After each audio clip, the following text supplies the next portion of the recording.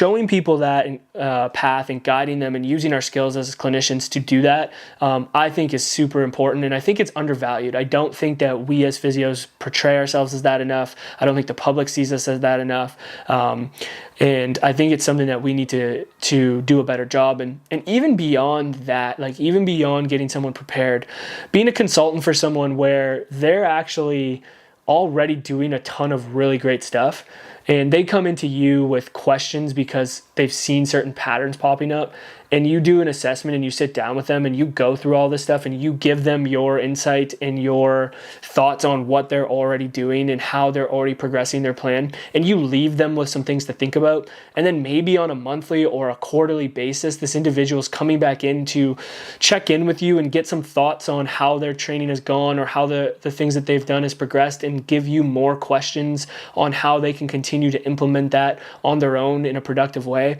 Like, I think that is such a huge asset and a huge skill set of physiotherapists that we don't leverage enough. And then what happens with this is that if this person does struggle at some point and they get an injury that they can't manage, you've already have this relationship. They already trust you. You already know what they're doing, and you can simply start to give them guidance on their injury and probably manage it a lot quicker and a lot more productively than if like you weren't doing that for them. So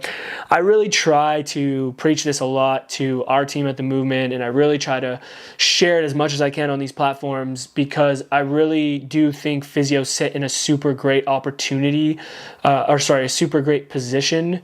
to be health consultants for the public.